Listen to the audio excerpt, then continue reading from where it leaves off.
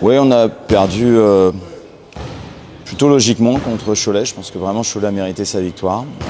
On n'est pas loin, mais en même temps, on est loin également sur beaucoup de situations où, en fait, bon, au score, dès qu'on revient à égalité ou même qu'on passe devant, derrière on reprend un éclat. Donc en fait, on a passé le match à être à égalité ou à -10. On a montré, on s'est battu, ça c'est sûr.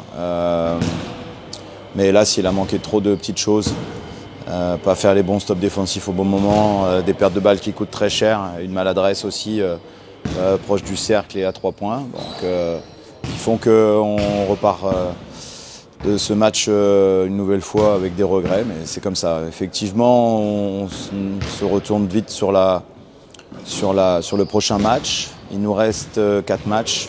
Le classement est vraiment très serré. Il n'y a rien de fait aujourd'hui entre la 6e place avec Le Mans, Nancy, mais également avec les équipes qui sont juste derrière pour assurer une place au play-in. Donc pour ça, il faut finir dans les 10 premiers. Donc c'est l'objectif qu'on doit se fixer. On veut faire une phase finale. Et voilà, il reste 4 matchs pour réussir à se qualifier. Ouais. Gravelines Dunkerque a connu un moment un peu délicat quand même en milieu de saison, donc ils se sont vraiment battus longtemps pour le maintien. On peut estimer que leur maintien est acquis avec les 2 victoires qu'ils viennent d'obtenir contre des adversaires directs comme le Portel et à Limoges la semaine dernière.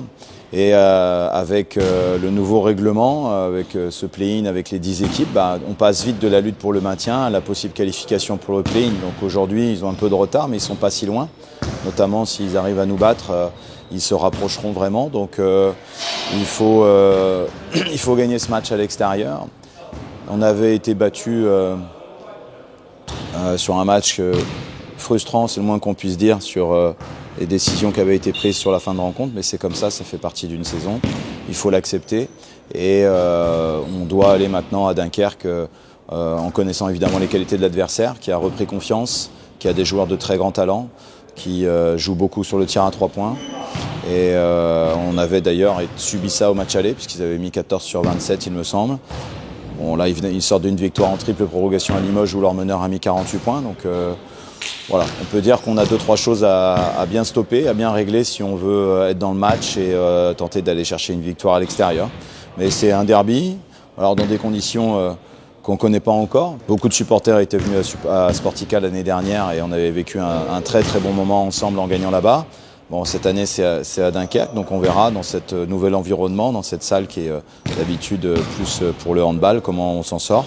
Mais je sais déjà que beaucoup de supporters vont venir, donc on aura une belle ambiance entre les différents clubs de supporters et ça, je pense que ça va faire un beau derby.